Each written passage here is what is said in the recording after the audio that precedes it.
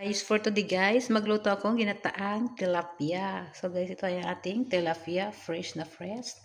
Meron akong vinegar, salt, black pepper, and ang ating coconut milk.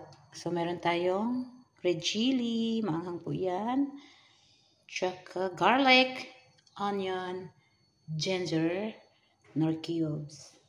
So let's start guys. Guys, ang ating fish sa ating kawali. Kawali ang gamit natin guys. Ayan. Ang lalaki. Ayan. So, syempre, gaya natin. Paksiwin mo daw muna to guys. Ipapaksiw. Ayan, ipapaksiw natin.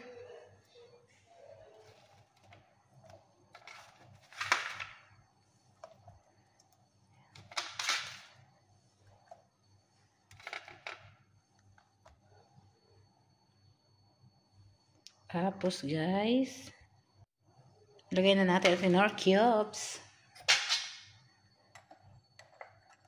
Kayo na po guys magtansya kung anong gusto niya, kadaming black pepper. Tapos yung ating asin, konti lang guys kasi meron tayong nor cubes.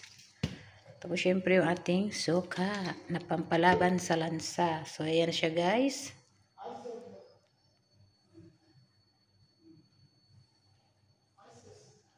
Mag-add lang po ako ng tubig. Ito yung ating tubig. Ayan. So, ayan na siya guys. Takpan na natin ang ating pinaksiw.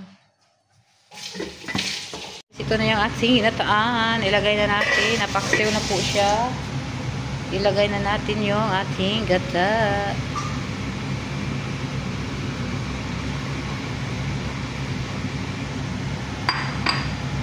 Ayan, yummy guys.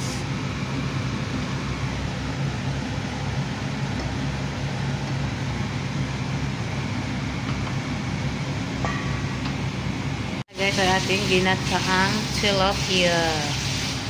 It's so yummy.